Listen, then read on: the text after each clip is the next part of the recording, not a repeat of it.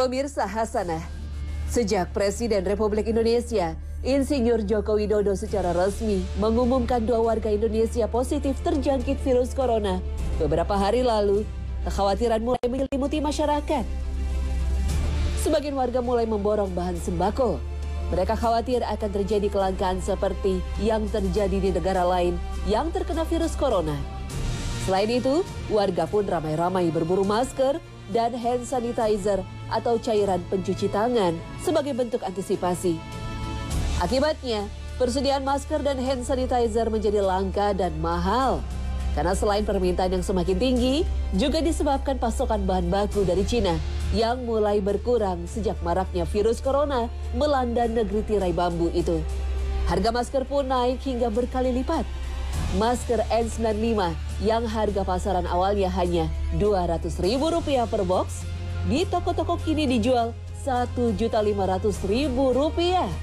Atau harga masker Sensi 3 layer yang harga awalnya hanya Rp20.000 per box, melonjak jadi Rp350.000.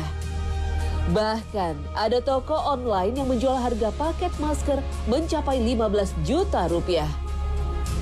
Situasi seperti ini malah dimanfaatkan oleh sebagian orang untuk meraup keuntungan dengan menimbun masker. Informasi itu didapat dari Polda Metro Jaya bahwa pihaknya berhasil menangkap komplotan pelaku penimbun masker di Jakarta Utara. Bukan hanya menimbun, mereka pun memproduksi secara ilegal sehingga masker yang dibuatnya tidak memenuhi standar kesehatan.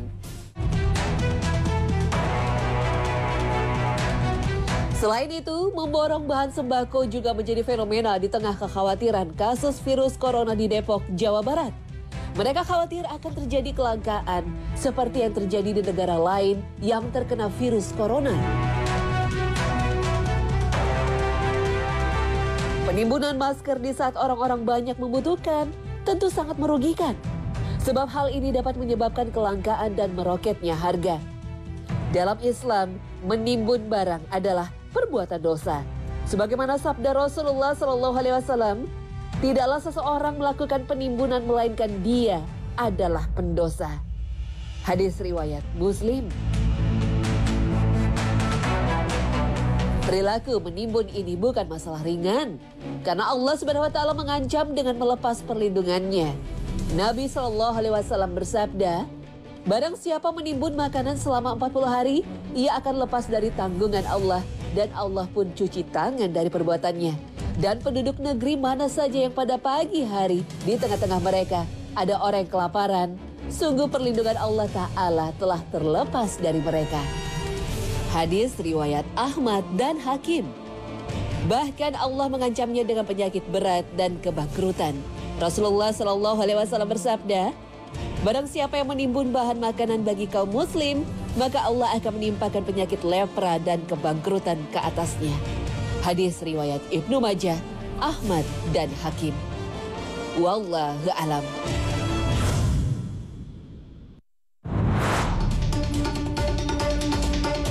Pemirsa Hasanah, dari berbagai sumber kita sudah sering kali mendengar siapa orang yang pertama kali masuk surga kelak. Orang yang pertama kali memasuki surga adalah Nabi Muhammad SAW. Karena memang pintu surga tidak akan dibuka kecuali yang membuka pertama adalah Nabi Muhammad SAW. Lalu, siapakah yang pertama kali masuk neraka? Setiap mendapat pertanyaan semacam ini yang sering muncul adalah nama-nama atau orang-orang yang jahat, pezina, dan nama-nama lain dari orang-orang yang selalu bermaksiat kepada Allah SWT. Masuk neraka tentu sangat menakutkan. Siapa yang ingin memasukinya? Nabi sendiri saat diperlihatkan neraka ketika melakukan mi'raj ke langit sangatlah takut dan sedih. Apalagi Rasul diperlihatkan penyiksaan kaumnya di neraka. Itu sebabnya saat proses pengadilan Allah SWT di padang mahsyar dan proses selanjutnya di Syirat atau titian jembatan, manusia bergidik melihat neraka. Lalu, siapakah orang pertama masuk neraka dari umat Nabi Muhammad SAW? Apakah para pezina? Apakah para penjahat? Ternyata bukan mereka. Tapi justru yang mengejutkan adalah orang-orang yang tampak baik dan soleh di mata orang lain. Kenapa demikian? Rasulullah Shallallahu Alaihi Wasallam sendiri yang mengabarkan pada umatnya dalam sabdanya, sesungguhnya manusia pertama yang diadili pada hari kiamat adalah orang yang mati syahid di jalan Allah. Ia didatangkan dan diperlihatkan kepadanya kenikmatan-kenikmatan yang diberikan di dunia. Lalu ia pun mengenalinya. Allah bertanya kepadanya, amal apakah yang engkau lakukan dengan nikmat-nikmat itu? Ia menjawab, aku berperang semata-mata karena engkau sehingga aku mati syahid. Allah berfirman, engkau dusta. Engkau berperang supaya dikatakan seorang yang gagah berani. Memang demikianlah yang telah dikatakan tentang dirimu. Kemudian diperintahkan malaikat agar menyeret orang itu atas mukanya tertelungkup, lalu dilemparkan ke dalam neraka. Berikutnya orang yang diadili adalah seorang yang menuntut ilmu dan mengajarkannya, serta membaca Al-Quran. Ia didatangkan dan diperlihatkan kepadanya kenikmatan-kenikmatannya, maka ia pun mengakuinya. Kemudian Allah menanyakannya, amal apakah yang telah engkau lakukan dengan kenikmatan-kenikmatan itu? Ia menjawab, aku menuntut ilmu dan mengajarkannya, serta aku membaca Al-Quran hanyalah karena engkau. Allah berkata, engkau dusta. Engkau menuntut ilmu agar dikatakan seorang alim yang berilmu, dan engkau membaca Al-Quran supaya dikatakan seorang qori atau pembaca Al-Quran yang baik. Memang begitulah yang dikatakan tentang dirimu. Kemudian diperintahkan malaikat agar menyeret atas mukanya dan melemparkannya ke dalam neraka. Berikutnya yang diadili adalah orang yang diberikan kelapangan rezeki dan berbagai macam harta benda. Ia didatangkan dan diperlihatkan kepadanya kenikmatan-kenikmatannya, maka ia pun mengenalinya, mengakuinya. Allah bertanya, apa yang engkau telah lakukan dengan nikmat-nikmat itu? Dia menjawab, aku tidak pernah meninggalkan sedekah dan infak pada jalan yang engkau cintai, melainkan pasti aku melakukannya semata-mata karena engkau. Allah berfirman, engkau dusta. Engkau berbuat yang demikian itu supaya engkau dikatakan seorang dermawan, dan memang begitulah yang dikatakan tentang dirimu. Kemudian diperintahkan malaikat agar menyeretnya atas mukanya dan melemparkannya ke dalam neraka. Hadis riwayat Muslim, Nasa'i, Ahmad, dan Baihaqi.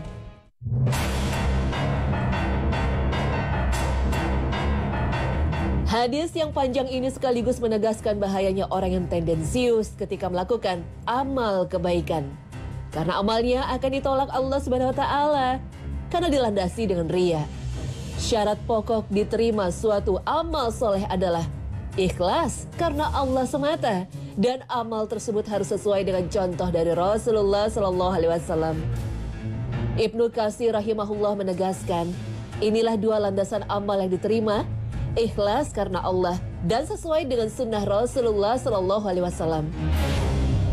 Mereka yang membawa amal yang sekalipun besar, tetapi mereka melakukannya karena riya, ingin mendapatkan pujian dan sanjungan orang lain, maka kelak di hari pengadilan, wajahnya diseret dengan posisi tertelungkup, lalu dilemparkan ke dalam neraka. Na'udzubillah. Hadis Nabi yang menyebutkan 3 orang yang pertama masuk neraka sekalipun membawa amal besar itu begitu menakutkan. Wallahu a'lam.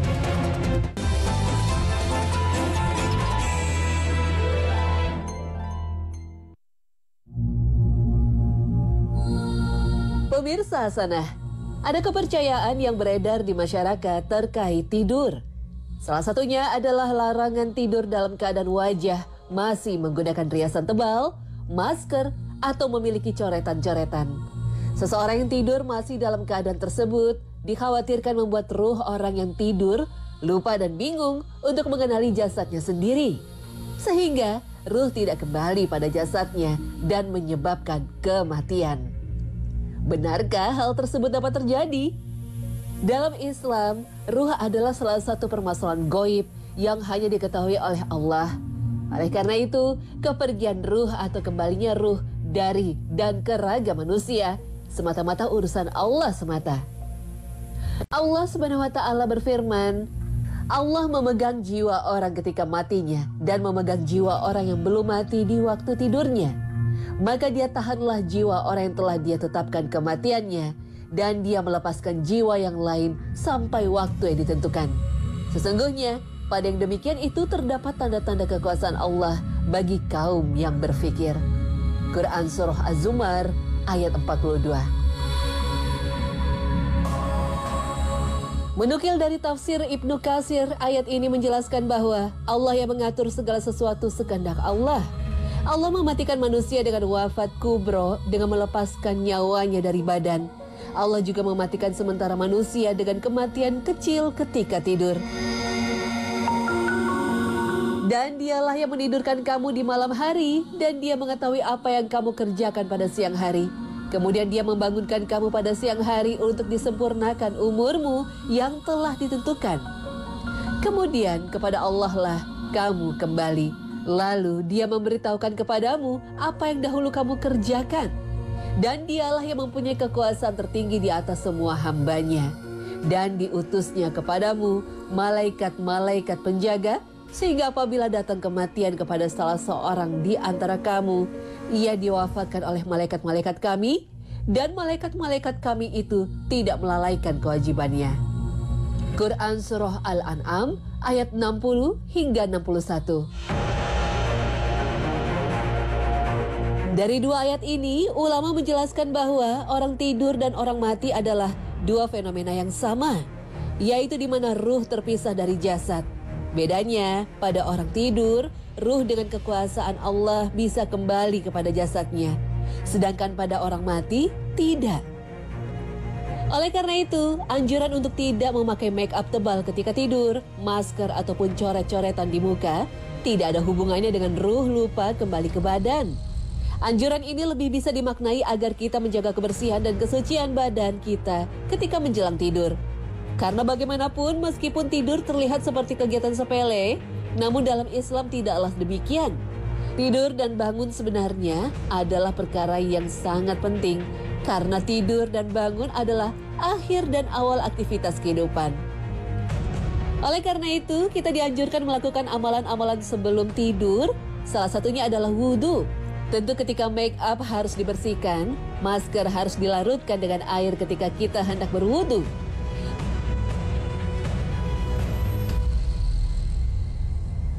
Dalam hadis Rasulullah Shallallahu Alaihi Wasallam dijelaskan bahwa apabila engkau hendak mendatangi pembaringan tidur, maka hendaklah berwudu terlebih dahulu sebagaimana wudumu untuk melakukan sholat. Hadis riwayat Bukhari dan Muslim. Rasulullah juga membaca ayat kursi, membaca surah Al-Ikhlas, surah Al-Falaq, surah An-Nas, dan membaca doa tidur serta beliau berbaring ke arah kanan. Tidak lupa ia juga mematikan lampu, mengunci pintu, menutup wadah makanan dan minuman. Terakhir yang tidak kalah penting adalah sebelum membaringkan badan ke tempat tidur, hendaklah kita mengibas-ngibaskan tempat tidur dan tentunya berdoa kepada Allah Subhanahu wa taala.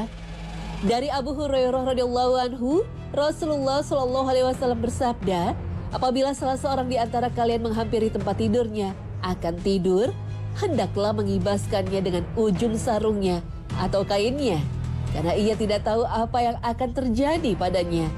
Kemudian ia membaca, Bismika Rabbi wadu'tu jambi, wabika arfa'u, fa in amsakta nafsi farhamha, wa in arsaltaha fahfazha bima tahfaz bihi ibadakas solihin.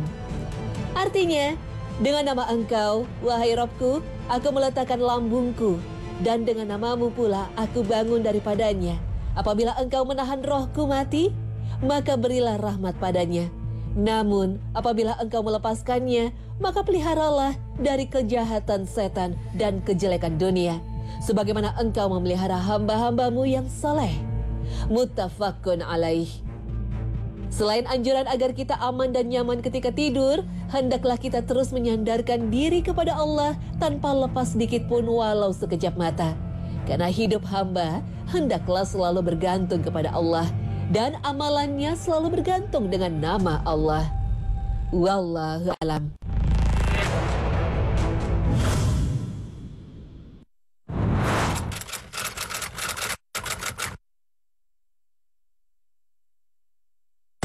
Kalau menurut saya tanggung jawab istri, tanggung jawab masing-masing orang yang ngutang sih, balik lagi ke orang-orang yang ngutang gitu sih.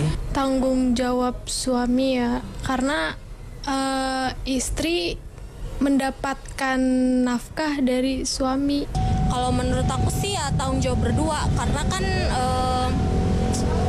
meskipun nafkah kan memang dari suami tuh, karena kan tugasnya istri hanya membantu suami sih. Jadi kalau menurut aku pribadi sih, kalau misalkan istri punya utang nih, berarti kan itu untuk menutup kebutuhan rumah tangga yang mungkin nggak tercover dari pendapatan suami.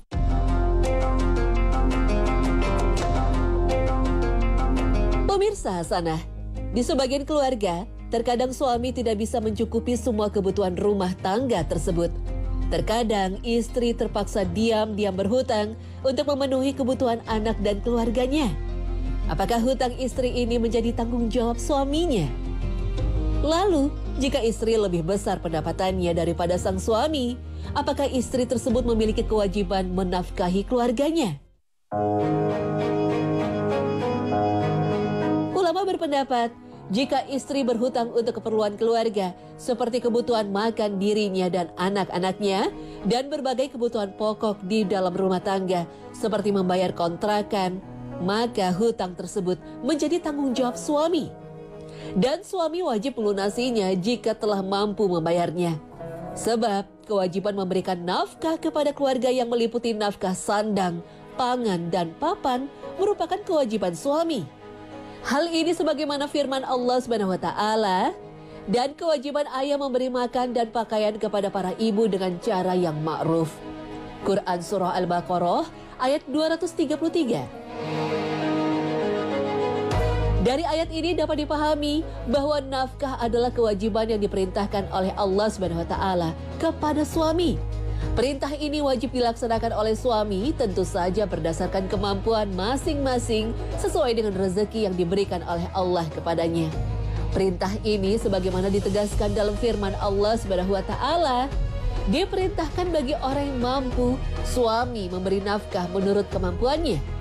Dan orang yang disempitkan rezekinya, hendaklah memberi nafkah dari harta yang diberikan Allah kepadanya. Quran Surah At-Talaq ayat 7. Karena itu, jika perintah memberi nafkah tidak dilaksanakan oleh suami, maka kewajiban nafkah tersebut menjadi hutang yang harus diganti pada suatu saat nanti ketika suami mampu membayarnya. Bahkan menurut mayoritas ulama, tuntutan pembayaran hutang yang dilakukan oleh istri atau orang lain karena suami tidak menafkahi keluarganya tidak memerlukan keputusan pengadilan atau penerimaan dari suami. Namun apabila hutang istri tersebut digunakan untuk membeli barang seperti perhiasan dan bukan atas perintah suami, sementara suami sudah memberi nafkah, hutang tersebut bukan menjadi tanggung jawab suaminya. Hutang itu menjadi tanggung jawab istri dan istri yang wajib membayarnya. Kewajiban dan tugas mencari nafkah sebagaimana yang diperintahkan dalam ayat Al-Quran di atas hanya berlaku bagi suami saja dan tidak menyertakan istri, apalagi anak-anak. Hal ini karena suami sebagai laki-laki memang diberi kelebihan fisik yang lebih kuat dan lebih tangguh daripada istri. Maka wajar saja jika syariat agama menjadikan suami sebagai tulang punggung keluarga sekaligus pemimpin bagi mereka. Allah SWT berfirman, kaum laki-laki adalah pemimpin bagi kaum wanita karena Allah telah melebihkan sebagian mereka laki-laki dari sebagian yang lain wanita, dan karena mereka laki-laki telah menafkahkan sebagian dari harta mereka. Quran Surah An-Nisa ayat 34.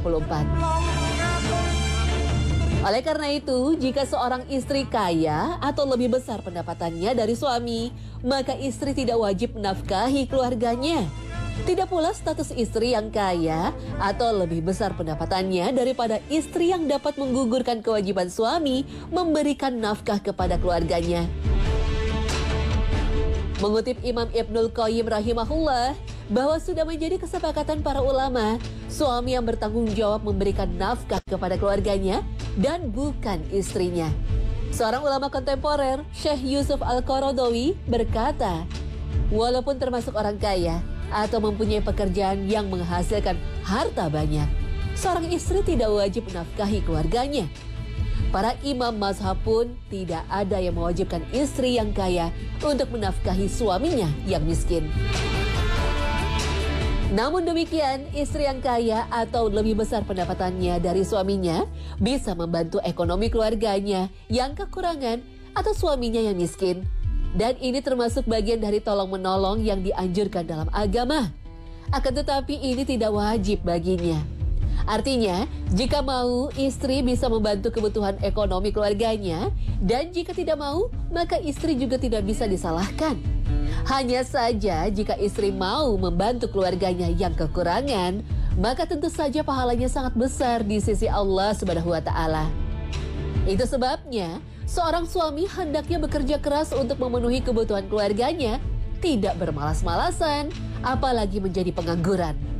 Sebab kewajiban dan tanggung jawab yang ada di pundaknya terlalu besar untuk diabaikan, dan berdosa besar jika memang dengan sengaja disia-siakan. Hal ini tidak lain karena anak dan keluarga adalah amanah dari Allah Subhanahu wa Ta'ala yang harus dijaga dan dicukupi kebutuhannya. Wallahu a'lam bishawab.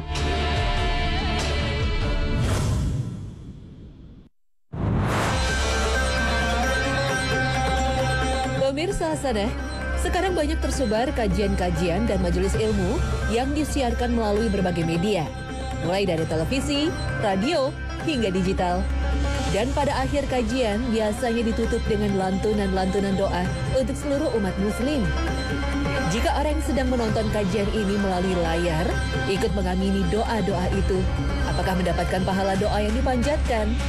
Dan apakah doa yang dia amini itu akan dikabulkan untuknya juga? Dalam hal ini ada ulama yang membedakan apakah doa-doa itu dibacakan secara langsung ataukah berupa rekaman yang diputar di kemudian hari. Jika berupa rekaman, maka orang yang mengamini doa-doa rekaman itu tidak mendapat pahala doa. Karena doa yang bisa diamini hanya yang dipanjatkan secara langsung.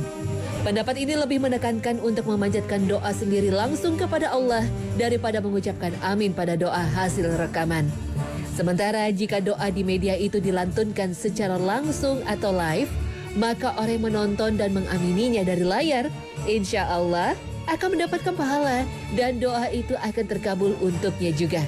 Sebab Rasul menegaskan bahwa ketika seseorang mengamini doa, maka dia sudah dianggap ikut berdoa.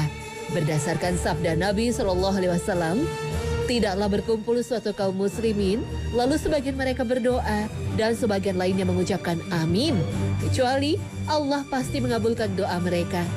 Hadis riwayat Tobroni dan Al-Hakim. Dalam surah Yunus juga dikisahkan ketika Nabi Musa berdoa pada Allah agar menurunkan azab bagi kaum Fir'aun, Nabi Harun mengamini doa saudaranya tersebut. Lalu Allah Subhanahu wa Ta'ala berfirman, sesungguhnya telah diperkenankan doa kamu berdua, oleh karena itu tetaplah kamu berdua pada jalan yang lurus. Quran Surah Yunus ayat 89. Menurut ulama tafsir, ayat ini menegaskan dikabulkannya doa Nabi Musa dan Nabi Harun. Padahal yang berdoa sebenarnya Nabi Musa alaihissalam, sedangkan Nabi Harun alaihissalam hanya mengucapkan amin. Tapi ayat ini menyebutkan bahwa kedua Nabi Allah tersebut sama-sama dikatakan berdoa. Berdasarkan dalil-dalil ini, seseorang bisa dikatakan termasuk dalam perkumpulan majelis jika dia menyimak secara langsung dan mengamini doa yang dipanjatkan secara langsung.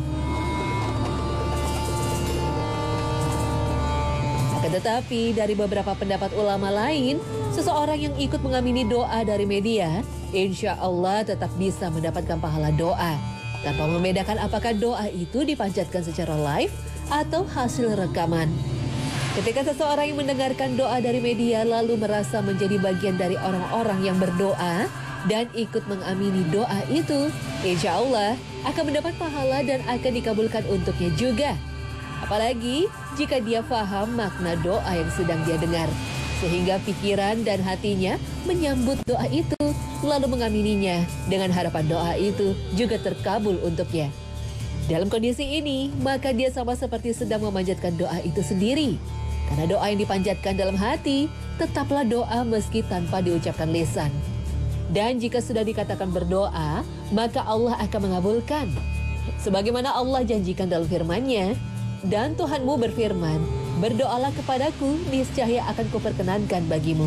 Quran Surah Al-Mu'min ayat 60.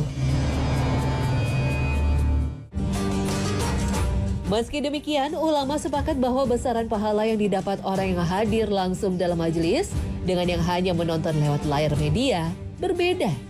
Orang yang menghadiri majelis ilmu secara langsung, Allah janjikan banyak keuntungan dunia dan akhirat. Di antaranya Rasul sampaikan dalam sabdanya, tidaklah suatu kaum berkumpul di salah satu rumah dari rumah-rumah Allah, masjid, membaca kitabullah, dan saling mempelajarinya, melainkan akan turun kepada mereka sakinah, ketenangan. Mereka akan dinaungi rahmat, mereka akan dilingkupi para malaikat, dan Allah akan menyebut-nyebut mereka di sisi para makhluk yang dimuliakan di sisinya. Hadis riwayat Muslim. Wallahu a'lam bishawab.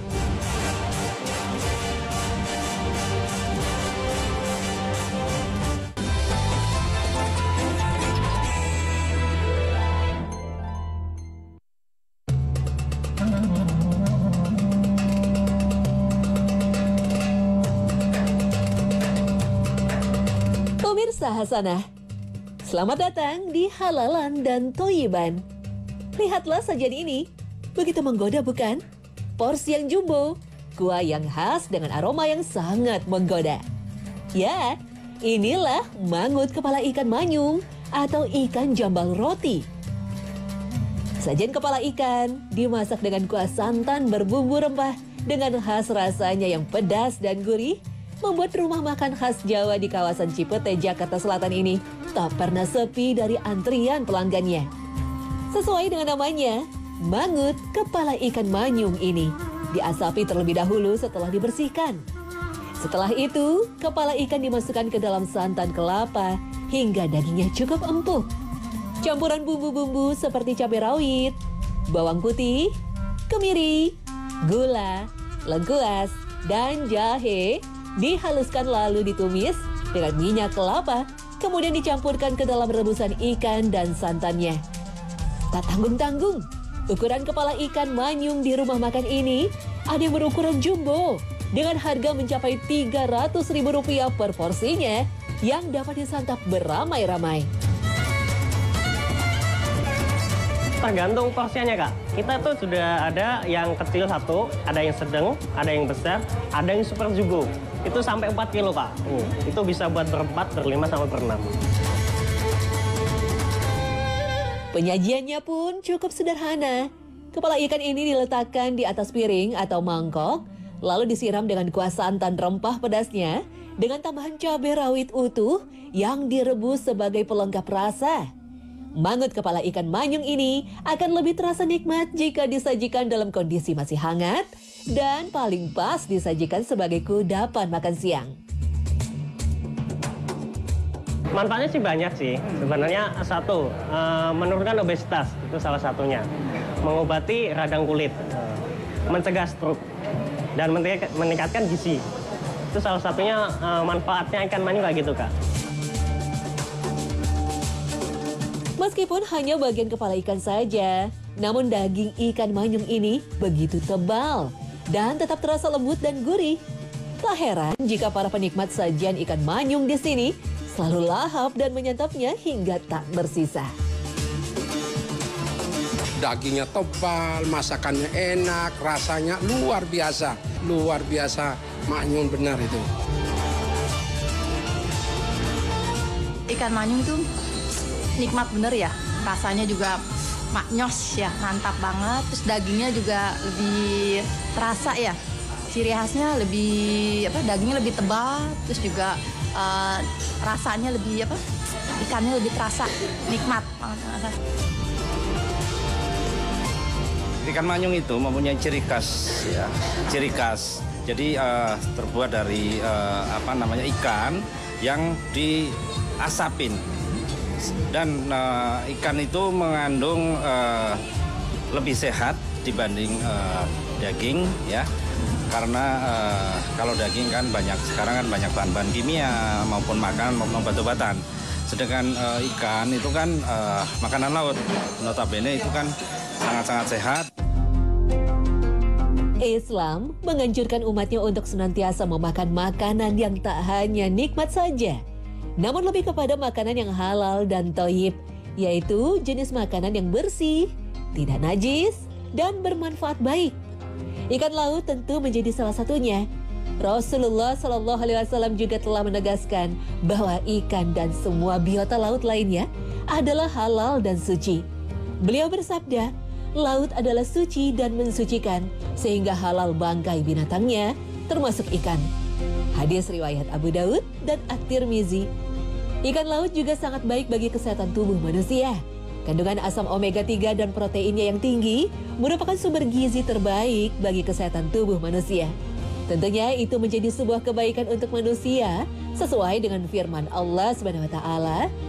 Dan dialah Allah Subhanahu wa taala yang telah menundukkan lautan untukmu agar kamu dapat memakan daging ikan laut yang segar dan kamu mengeluarkan dari lautan itu perhiasan yang kamu pakai dan kamu melihat bahtera berlayar padanya.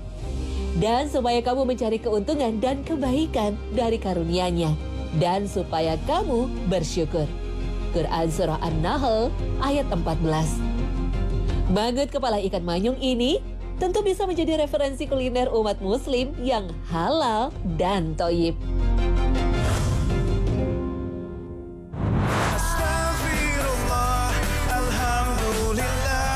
Nah pemirsa, sampai di sini akhir perjumpaan kita hari ini. Semoga Allah Subhanahu wa taala senantiasa memberikan hidayah dan taufiknya kepada kita. Amin ya rabbal alamin. Terima kasih atas perhatian Anda. Wassalamualaikum warahmatullahi wabarakatuh.